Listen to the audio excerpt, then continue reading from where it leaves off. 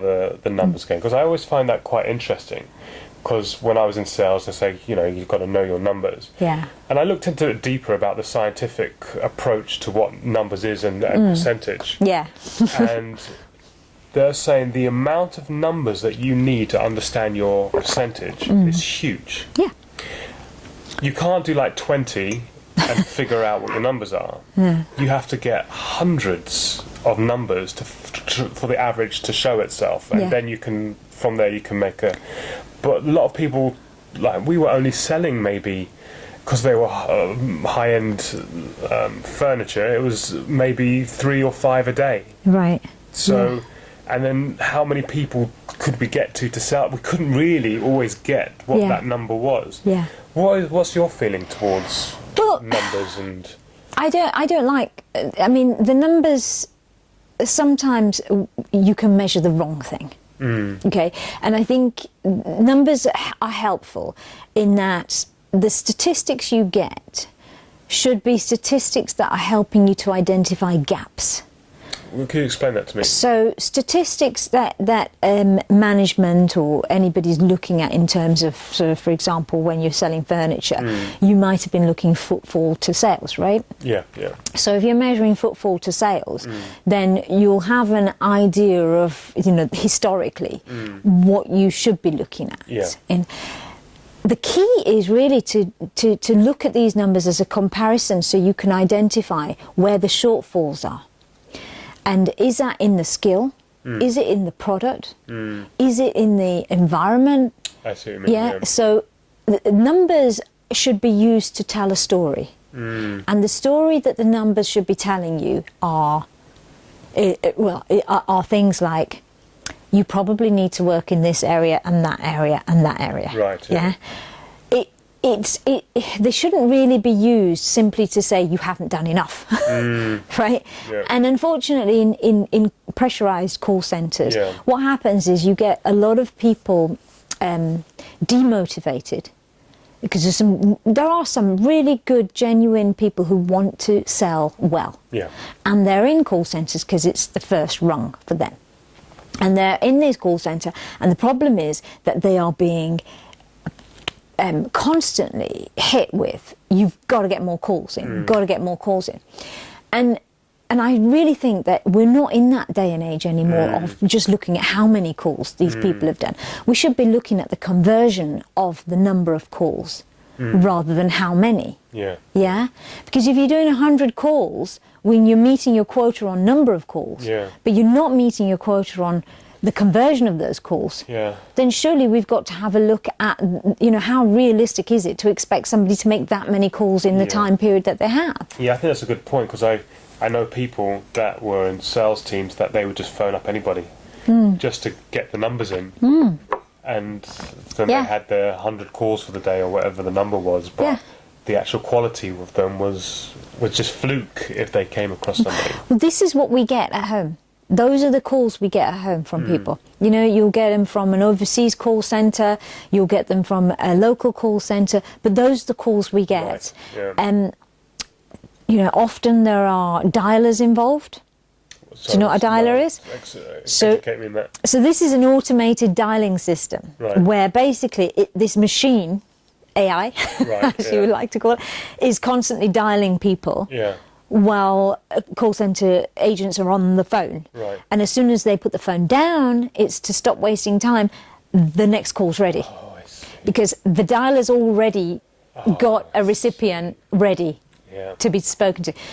But what happens is with some dialers, you might have experienced this, there's like a few seconds gap, and you say hello and there's nobody there for a minute.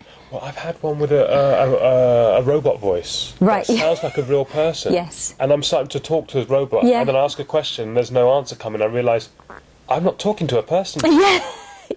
It's like one of those, isn't it? When you called a friend and you get the answer machine and you start going, oh hi, and you go, oh, it's an answering machine. And there's nothing more embarrassing than sat there talking to an answering machine that's still yabbing on about it's like that, isn't it?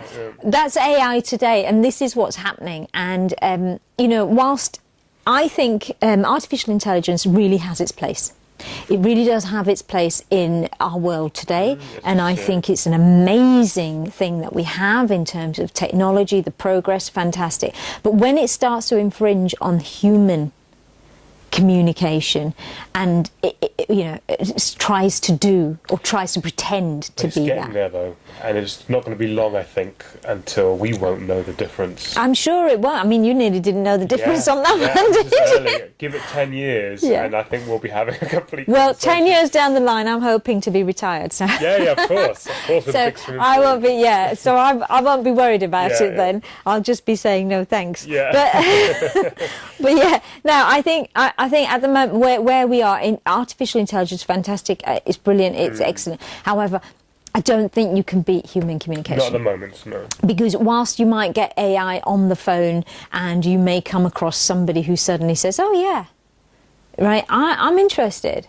Right? One in a, I don't know, 10,000 chance of somebody just go, yep, you've hit me at the right time with the right product. I'm in the right moment. I've got time to listen. I've got time to make an appointment. Think of all the variables you possibly can, and you've hit it, right? You've hit a bullseye with somebody. Great. But what, is the computer going to go and meet this person? Well, not yet. Exactly. So at this age that we're in right now, human communication is still massively important. Social media, great, having the social media bits and the connection with people, but at some point you're going to have to talk to that person. So don't rely on it too much, I think the numbers game in today's marketplace, it's not going to work. I honestly think it's a massive waste of resource. I honestly think that people, in an age where we're talking about working smarter, we're talking about working more efficiently, I'm not sure that working in that fashion where it's a numbers game is the most smart or efficient way of working, even in call centres. Yeah, I like that. It makes sense. And the numbers are constantly pushed in sales education, numbers. So I like the alternative approach to it. I think, and it makes sense. Yeah, and you're skilling people, you're helping people. Call centre managers, stop shoving products down people's throats. Think about questions that these guys should be asking. Think about making connection with people. Think about putting people at ease. You get... Talk about being genuine. I have to say this because sometimes you get undercover callers. I call them undercover callers. Okay. This is what I've called them in my book. Yeah. And you get people calling you from call centres and they'll give you a name that isn't their name. Okay. Right? Now, this is usually because somebody's told them that they won't, be able to say your name, or your name's too complicated, or it's too long, or it's foreign, or whatever the reason might be that somebody's told them this. Yeah. You've just broken another form of being able to build rapport. When I say Shea, people go, oh, that's a nice name, that's different. Right, I'm building a rapport. Yeah. Right? Because if I said Jane, that's plain. Yeah. Right? And I think also to be authentic, if your name is it's got sounds in it that you're not accustomed to, and you say the name, but you can call me, then at least you know that this is. But if you just come in with Smith, and you're like, is it really? Yeah. I mean, if it's great if it's a name you can't pronounce, can you? I mean, if I was cold calling and I had one of those long names, I'd be saying, my name is Chakravorty or whatever. But I'd be saying, but don't worry about remembering it, because most people don't. Then you've got a conversation. You've got a conversation, exactly. Because I lived in Iceland for a while, so some of the names are really challenging. So, like, for me, it sounds quite normal now, but Gudmundur. Wow, Gudmundur. They'll just call me Mummy. Mummy, yeah. So that you've got a rapport. You've got a rapport. Exactly, and this is what I think. They're missing the point. People are missing the point, and it's not. I don't think. Again, I've got to say, I don't think it's the agents so much. I think it's the way they've been trained. I think it's a culture of the call centre, and it's not just one call centre. It's just call centres across, everywhere. I mean, I've as I said, I've worked in call centres here in Ireland, in Scotland, not in America, but in India, but I've received a lot of calls in America while I was staying there, and all I can think is that it's all the same wherever you go. So coming back to a numbers game, I'm adamant it should not be a numbers game. I like that. Don't make it. Let's write it down. Yeah, all right. So it's not. I might have to underline the not to make sure that. Yeah.